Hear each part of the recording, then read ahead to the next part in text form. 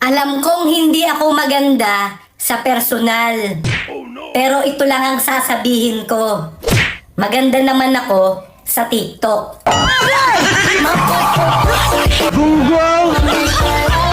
Bakit daw maganda ka? Ano ba nagpapaganda sa'yo ngayon? Wala lang, maganda lang. Binigay ni Lord. Hashtag sana all. Pangit ba ako? Di ah.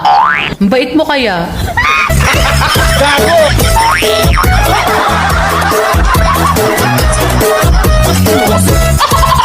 Hi, miss.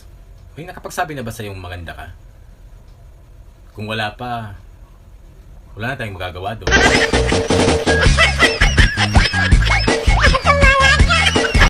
Huwag mong isipin na pangit ka. Hayaan mong kami na mag-isip niyan para sa'yo.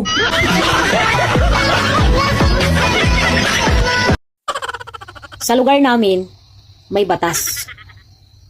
Kung hindi ka marunong makipagplastikan, huwag kang lumabas. Bibigyan ko.